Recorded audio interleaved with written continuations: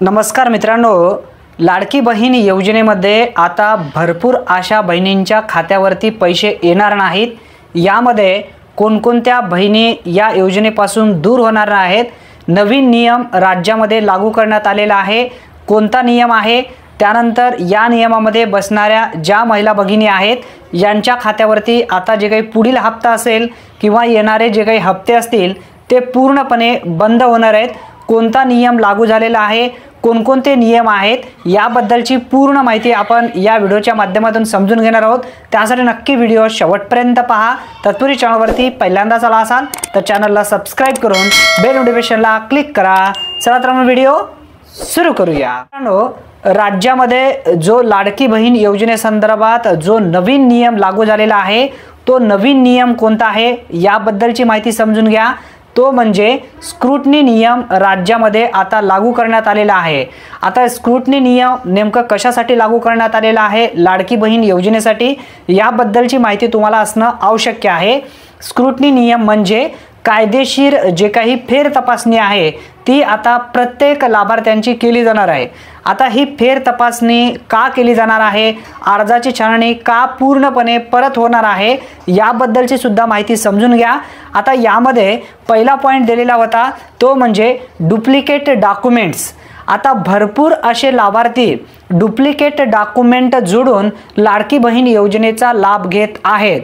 आता जरी लाडकी बहीण या योजनेसाठी अर्ज करत असताना डॉक्युमेंट दिलेला नसेल, जेव्हा अर्ज करायला त्या ठिकाणी गेलेली असेल, अर्ज करणारा जो व्यक्ती आहे ज्या ठिकाणी अर्ज करायला गेलेले आहेत तो अर्जदार त्या बहिणीकडून एक्स्ट्रा पैसे घेऊन त्या डॉक्युमेंटमध्ये छेडछाड करून डॉक्युमेंट या ठिकाणी डुप्लिकेट जोडण्यात आलेले आहेत। आता यामध्ये जे डुप्लिकेट डॉक्युमेंट आहेत अशा बहिणी या योजनेपासून आता दूर होणार आहेत। जर तुम्ही डुप्लिकेटपणा अर्ज या ठिकाणी करत असताना किंवा अर्ज भरत असताना डुप्लिकेट डॉक्युमेंट जर तुम्ही दिलेला असेल तर तुमच्यासाठी आता ही योजना पूर्णपणे बंद होऊ शकते। मित्रांनो, आता त्यानंतर पहा, आता ही जी छाननी आहे का सुरू झाली हे सुद्धा तुम्हाला समजून घ्यायला पाहिजे। कारण तुम्ही सातारा जिल्ह्यामध्ये जो अर्जाचा प्रकरण आहे जवळपास एकाच महिलाने 30 फॉर्म अर्ज भरलेले आहेत आणि 30ही फॉर्मवरती त्यांचे अप्रूव्हल मिळालेले आहेत आणि 30 फॉर्मचे त्यांच्या खात्यावरती हे पैसे जमा झालेले आहेत।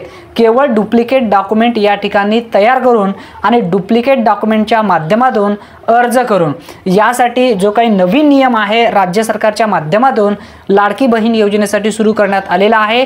तुम्ही जर ॲक्च्युअली यामध्ये जर करेक्ट असाल तर तुम्हाला इथं काही करण्याची गरज नाही। त्यानंतर दुसरा या स्क्रूटनी नियमामधला जो दुसरा पॉईंट आहे तो म्हणजे डबल फॉर्म। आता भरपूर अशा लाभार्थी महिलांनी डबल फॉर्म भरलेला आहे, म्हणजे डुप्लिकेट डॉक्युमेंट्स या ठिकाणी तयार करून थोडेसा यामध्ये बदल करून अर्ज असेल किंवा अकाउंट नंबर वेगळा देणं असेल किंवा आधार कार्ड नंबर वेगळा जोडणं असेल, यामुळे सुद्धा भरपूर अशा महिला भगिनीने डुप्लिकेट फॉर्म भरलेले आहेत। जरी तुम्ही भरला नसेल तर तुमच्या गावामध्ये एखादा तरी लाभार्थी अशा पद्धतीने आढळू शकतो। यासाठी आता या स्क्रूटनी नियमामध्ये जर हा लाभार्थी जर बसला तर या लाभार्थ्यांना आता या योजनेचा लाभ दिला जाणार नाही। आता त्यानंतर तिसरा पॉइंट असा सांगण्यात आलेला होता यामध्ये तो म्हणजे एकापेक्षा अधिक योजनेचा लाभ घेणारे व्यक्ती या योजनेपासून दूर राहणार आहेत।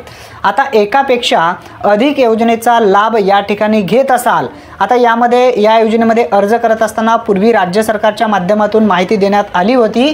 PM किसान सन्मान निधी योजना असेल, PM सौनिधी असेल, त्यानंतर प्रधानमंत्री मातृ वंदना योजना असेल, मनरेगा असेल, अशा विविध काही योजना यामध्ये देण्यात आलेले होते। या योजनेमध्ये ज्या महिलांचे अर्ज पूर्वी आहेत, अर्ज लाभ घेत आहेत किंवा अर्ज अंतर्गत त्यांना लाभ प्रति महिन्याला मिळत आहे अशा लाभार्थ्यांनी या योजनेचा लाभ घेऊ शकतात।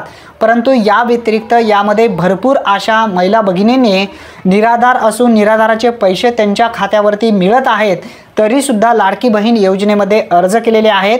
अशा भगिनींना आता इथून पुढे जे काय आहेत या योजनेचा लाभ मिळू शकणार नाही। कारण ही जी काही नवीन जो नियम लागू करण्यात आलेला आहे, जी काही कायदेशीर या ठिकाणी जी चौकशी चालू आहे, जी अर्जाची छाननी परत या ठिकाणी करण्यात आलेली आहे। यामध्ये जर तो लाभार्थी जर आढळला तर या योजनेपासून त्या लाभार्थ्यांना आता जो काही लाभ आहे तो मिळणार नाही।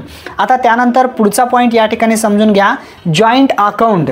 आणि जॉईंट अकाउंट भरपूर अशा लाभार्थी महिलांचे जॉईंट अकाउंट आहेत आणि डीबीटी बघा, आता त्यांच्या कुटुंबामध्ये एखादा व्यक्ती आहे, जॉईंट अकाउंट आई किंवा वडील असेल किंवा स्वतः महिला असेल, त्यानंतर त्यांच्या पतीच्या नावे असेल किंवा त्यांच्या भावांच्या नावे असेल, हे जॉईंट अकाउंट आहेत।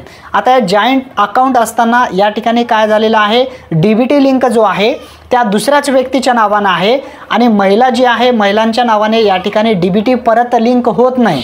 त्यासाठी जॉईंट अकाउंटमधल्या ज्या महिलांना या ठिकाणी अर्ज केलेले आहेत त्याच महिलांच्या जर जॉईंट अकाउंटमध्ये असाल परंतु त्या महिलांच्या खात्यावरती जर डीबीटी लिंक असेल तरच त्यांच्या खात्यावरती पैसे येऊ शकतात। शक्यतो जॉईंट अकाउंटवाले सर्व महिलांचे हे पैसे आलेले नाही आहेत, त्यासाठी तुम्ही इंडिव्हिज्युअल खातं खोलून घ्या, म्हणजे स्वतः खातं खोला, सेल्फ खातं खोला, कारण जॉईंट अकाउंट या ठिकाणी देऊ नका। सेविंग खातं तुम्ही शक्यतो खोलून घ्या, जर डीबीटी लिंक नसेल तर डीबीटी लिंक करून घ्या, असं सुद्धा या ठिकाणी सांगण्यात आलेलं आहे। आता त्यानंतर जो पुढचा जो नियम लागू करण्यात आलेला आहे, म्हणजे पुढचा जो पॉइंट आहे तो सुद्धा अतिशय महत्त्वपूर्ण आहे, तो म्हणजे कागदपत्र छाननीनंतर हप्ता वितरण केला जाणार आहे। आता यामध्ये सांगण्यात आलेलं आहे कागदपत्राची जे छाननी आहे, आता यामध्ये कायदेशीर प्रकारे छाननी झाल्याच्या नंतर यामध्ये ज्या भगिनी पात्र होणार आहेत, ज्या भगिनींचे हे सर्व जे काही नवीन नियम लागू करण्यात आलेला आहे लाडकी बहीण योजनेसंदर्भात, आपण जे काही 6 पॉइंट या ठिकाणी आता समजून घेतलेले आहेत, त्या 6 पॉइंटमध्ये जर योग्यरित्या ती महिला जर बसत असेल तरच त्यांच्या खात्यावरती हे पैसे येऊ शकतात, अन्यथा या योजनेपासून ही महिला दूर होणार आहे, हे तुम्हाला नक्की आता समजून आलेलं असेल। भरपूर अशा भगिनींनी डबल अर्ज केलेला आहे, त्यानंतर डुप्लिकेट डॉक्युमेंट सुद्धा जोडलेले आहेत, त्यानंतर अर्ज करत असताना काही चुकीची माहिती सुद्धा त्या ठिकाणी अपलोड केलेली आहे। यामध्ये ज्यांच्या नावानं जे काही ट्रॅक्टर सोडून जे काही 4 चाकी वाहने आहेत अशा महिलांनी सुद्धा या योजनेचा लाभ घेत आहेत। अशा महिलांना सुद्धा आता या योजनेपासून दूर व्हावं लागणार आहे, कारण ही कायदेशीर प्रकारचे सध्या चौकशी चालू आहे। आता यामध्ये योग्यरित्या ही चौकशी पूर्ण झाल्याच्या नंतर आता महिला भगिनींच्या खात्यावरती जो काही पुढील हप्ता आहे तो वितरित केला जाणार आहे। आता या स्क्रूटी नियमानुसार जे नवीन महिला या ठिकाणी अर्ज करून पात्र होणार आहेत, कायदेशीर प्रकारे चौकशी झाल्याच्या नंतर जेवढ्या महिला या पुढील हप्त्यासाठी पात्र होणार आहेत अशाच महिला भगिनींच्या खात्यावरती जो काही पुढील हप्ता आहे तो वितरित केला जाणार आहे। पुढील हप्ता कधी वितरित केला जाणार आहे याबद्दलची सुद्धा माहिती तुम्हाला समजून घेणं आवश्यक आहे। पुढील हप्ता जो आहे सप्टेंबर महिना अखेर, म्हणजे या महिन्याच्या शेवटी जो पुढील हप्ता आहे, ज्यांच्या खात्यावरती पूर्वी 3000 रुपये जमा झालेले आहेत अशा खात्यावरती 1500 रुपये जमा होणार आहेत। ज्या भगिनींच्या खात्यावरती जुलैपासून अर्ज केलेले आहेत परंतु त्यांचा फॉर्म काही त्रुटीच्या अभावी अपात्र पडलेला होता, म्हणजे अपात्र झालेला होता, परत त्यांनी त्रुटीची पूर्तता केलेली आहे, अशा भगिनींच्या खात्यावरती 4500 रुपये जमा होणार आहेत। सप्टेंबरमध्ये ज्या भगिनी अर्ज केलेले आहेत अशा भगिनींच्या खात्यावरती सुद्धा हे पैसे जमा होणार आहेत, अशी माहिती राज्याचे मुख्यमंत्री एकनाथजी शिंदे साहेब यांच्या माध्यमातून सुद्धा देण्यात आलेली आहे आणि महिला व बाल विकास मंत्री अदिती तटकरे यांच्या माध्यमातून सुद्धा अशी माहिती स्पष्टपणे देण्यात आलेली आहे।